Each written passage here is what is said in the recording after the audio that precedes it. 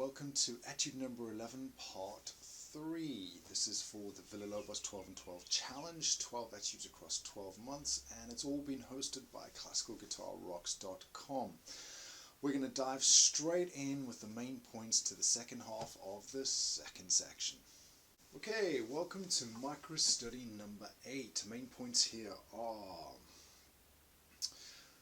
Samba time, so practice the dyads on their own sans accompaniment, no accompaniment to get them right, to really nail that tumbao bass line. Bar 27 is just the sextuplet right hand arpeggio, but at a much higher position.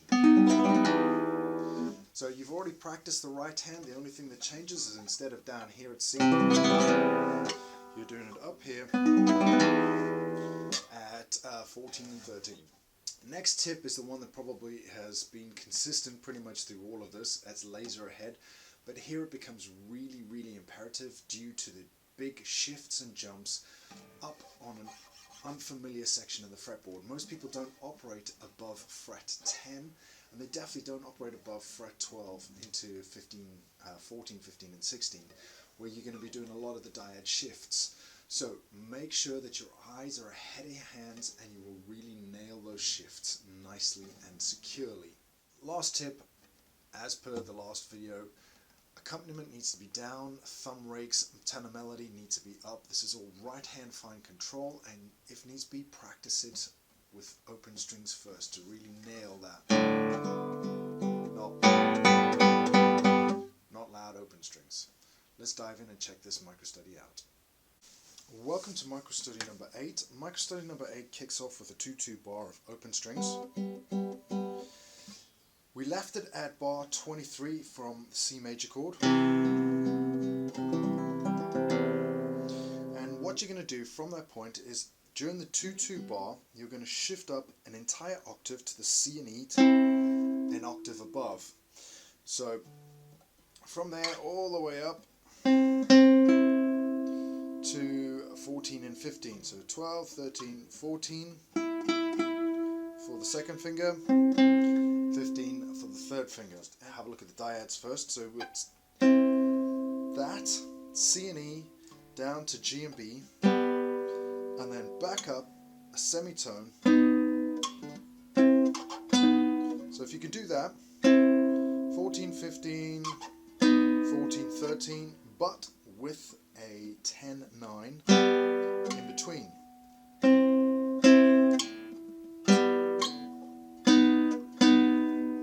And that is it in a nutshell for this entire microstudy.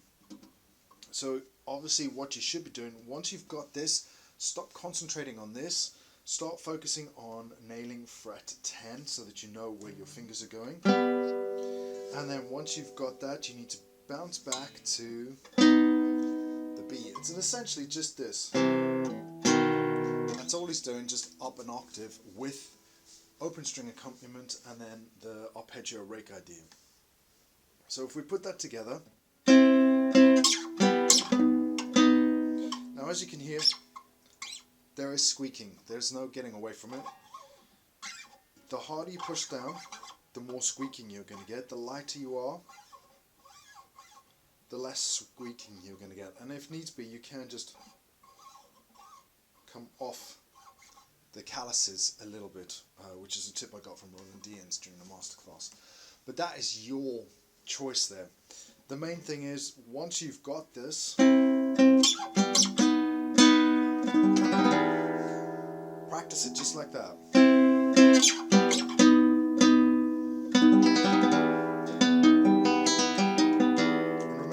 Covered this rake, so it's all triplets, and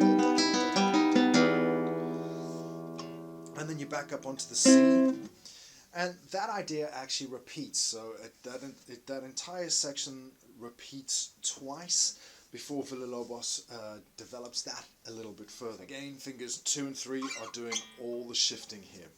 Let's take a look at this section nice and slowly.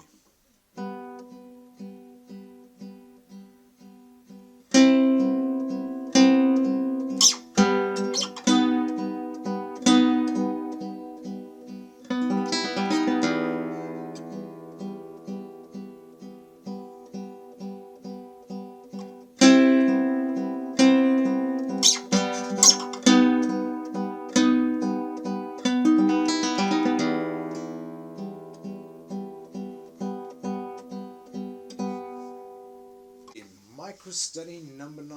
Welcome to microstudy number 9. The main points here are overlapping with the last microstudy, so again you need to practice the melody on its own.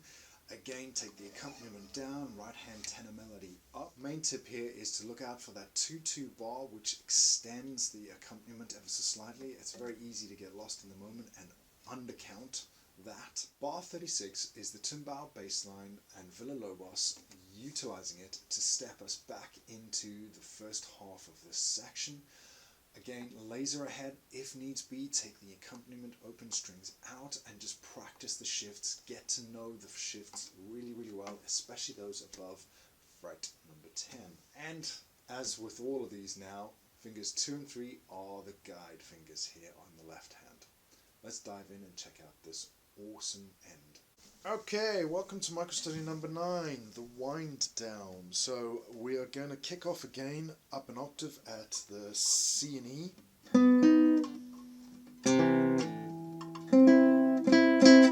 So that's fret 14 and 15, and here is where Villa-Lobos develops this idea. It's still the same as the previous microstudy, where you go C, down to G and B, and back up to B.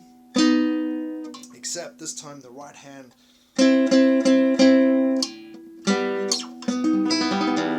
straight into that arpeggio rake. So take out the accompaniment,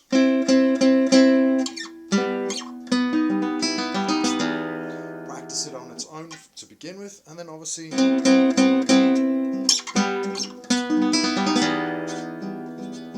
put the accompaniment back in. So that is the first section of this idea. Nothing really new there other than a couple of extra thumb strokes and the arpeggio rake moving forward one beat. Next we get this very important bass tumbao wind down from the B flat at fret 13 and down to C is where we're ultimately heading. So I'm just going to step through, so it's fingers 2 and 3 obviously all the way down, B flat and D, frets 13 and 12. Then it steps down a semitone to A and C sharp. You then have to jump to F and A at frets 7 and 8. Then you're going to come back up to fret 11 and 10 for the A flat and C. Down to G and B again. Then you're going to bounce back down to D and F sharp at fret 5 and 4. And then you're going to come back up this time to F and A, E and G sharp at fret 7 and 6. So it's the same idea. Semitone with a break in between, semitone with a break in between, semitone.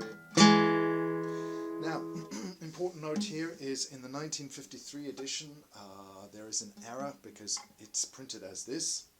That is not what Villa-Lobos intended. He literally just went F to A to E to G sharp and then down to C and into the arpeggio rake idea. So if needs be, again drop the accompaniment and just practice it on its own.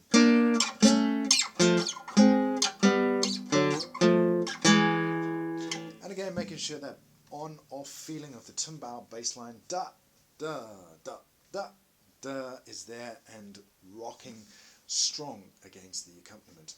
Use a metronome. Metronome is your friend. Alright, and that is it. There's not much else to this etude. Let's just take a look at it nice and slowly in slow motion.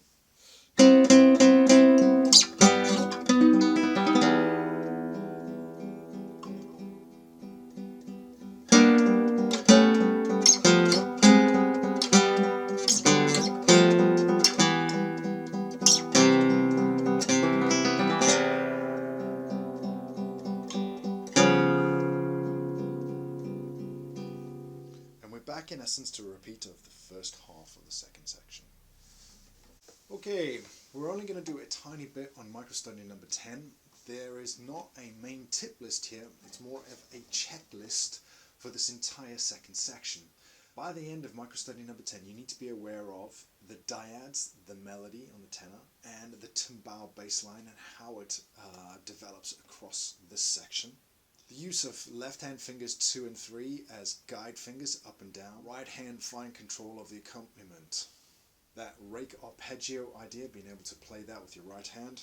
These are fine tuning ideas, so when you're shifting now, being able to shift on the pads of the fingers and not the calluses so that you minimize the squeaking. And last but not least, looking at the syncopation and odd time signatures, being aware of them, being able to play the syncopation and being able to interpret it in a Latin style. So strong pulses, no rubato, and very muy macho, as it were. Stealing Robin Williams' line. Right, in microstudy number 10, there is only one difference between it and the first half, that last video that I've done, and that is Villa-Lobos descends down to a B chord, a B major chord, and that is the only thing we're going to look at, because otherwise it is just an exact repeat of the first half of the second section. So let's dive in and check out these ideas. Okay, welcome to microstudy number 10. Now I'm just going to step through microstudy number 10 because it is a repeat of the first video I did, part 2 on this etude. So all we're doing is we're starting with that C, rake, 2-2 bar, back to D flat and F, E flat G, to F, to G, C,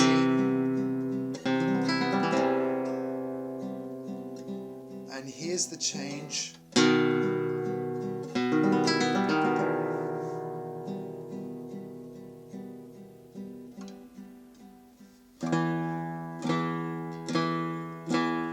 Into that poco minor section.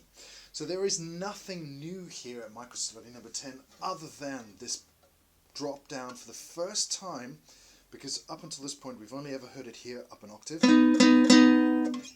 to this B chord, and you need to have it ringing on so that this all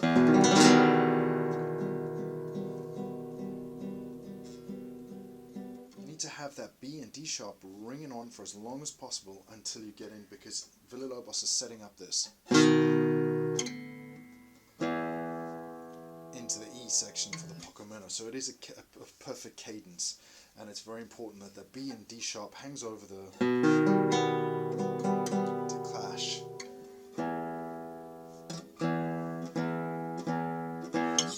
And that is it for this video. The next section kicks off with the poco minor section, and it's fantastic tremolo arpeggio idea. And that awesome melody. Thank you very much for staying until the end. This has been part of the Villa-Lobos 12 and 12 challenge, all hosted by classicalguitarrocks.com. There are now a ton of lessons on Villa-Lobos there, and many more, covering not only the 12 etudes but the 5 preludes, and a range of other pieces and techniques for intermediate to advanced players. So if you're looking to up your playing game and grab some 6-string inspiration, head over there today.